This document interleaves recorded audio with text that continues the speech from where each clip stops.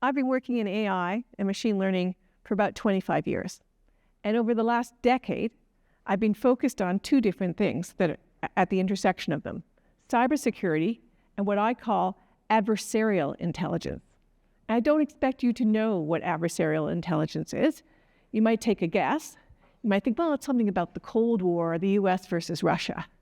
But really, what it's about is Wile E. Coyote and the Roadrunner, right? This is a Warner Brothers cartoon that appeared in the 50s or 60s.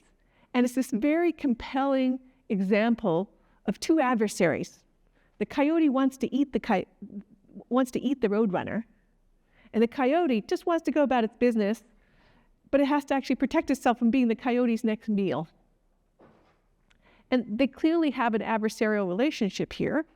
And what makes the cartoon so funny is how intelligently both of these adversaries go about either attacking or defending themselves. So look at Wile. Wile can read. Wile can order things from the Acme catalog. And Wile is able to stage these different campaigns to attack the Roadrunner. Unfortunately, Wile never wins. We don't really know why the Roadrunner is so clever. We'll talk about that later. But Wile is the one who ends up falling off the cliff or hitting the wall or riding on a stick of dynamite. So this is the kind of adversarial intelligence that I'm trying to replicate. And the way I'm going to replicate it is, of course, I'm going to use artificial intelligence. I thought before I put together cybersecurity and adversarial intelligence, let's go back to the fundamentals of contemporary AI, Gen AI, and I thought I'd do that with a simple analogy. Let's think about me trying to heat my house.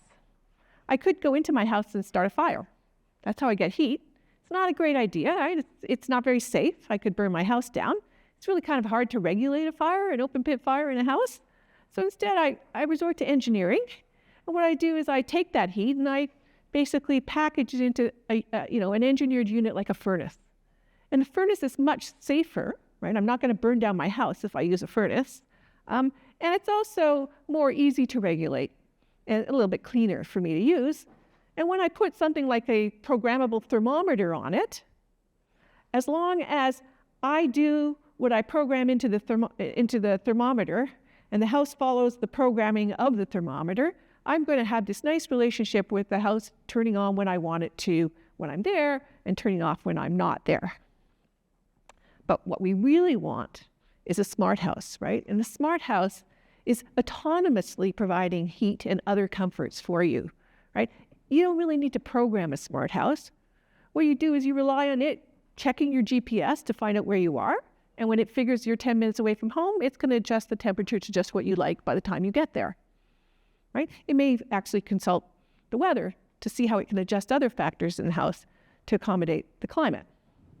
So what does this spectrum of fire in all these cases and heat in all these cases have to do with AI? Well, there's equivalence.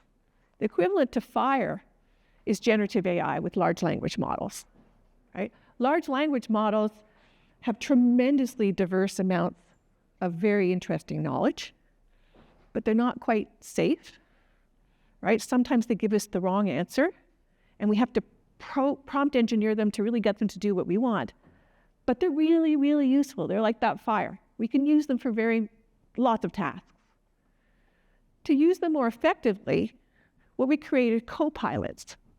Co-pilots take that large language model, that generative AI capability, and they add a layer of software around it. And that layer of software around it is very task specific. And because of that task specificity in that layer of software, what I get is more security, right? I can intervene on prompts that may be dangerous or responses that may be dangerous, and I can do something completely attuned to what the user wants by this specificity. And what replaces the smart house? Well, what replaces the smart house is what we call agents. We're very interested in agents. Agents are, again, based on generative AI with a layer of software like the Copilot, but they have yet another layer of software. And that software allows this agent to have goals, to follow goals by making up plans, to act in the world, figure out what happens as a result of actions in the world, and basically handle decisions. And so if I want to put together adversarial intelligence and artificial intelligence as it stands right now, what I'm going to do is design co-pilots and agents, right? And my agents are going to be adversarially oriented, right? One of them is going to be attacking, and the other one is going to be defending. And in cyberspace, that means that they're going to be taking the role of threat actors or cyber defensive functionalities. So let me just explain a little bit more about how you can do that with agents.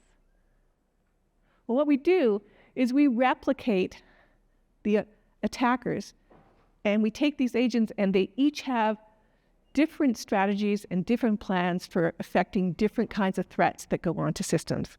And the reason we build agents that replicate threats is so that defenders, and these can be real threats or they can be toy threats, is that defenders like the Roadrunner can now actually test themselves, practice makes perfect, against these replicates of the different threats.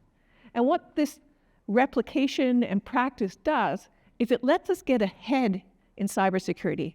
So often in cybersecurity, we're stuck on our heels, we're being reactive, but when you can actually replicate threat actors and practice against them, you get one step ahead of them, and now you're more like the Roadrunner, right? Because the Roadrunner seems to always be one step ahead of Wily. And the reason these agents are actually being so effective is really that our defenses now can read the playbooks of the threat actors. We can actually think about the Acme catalog that the threat actors are using. We can actually set up strategies that work and countermeasures that work against them.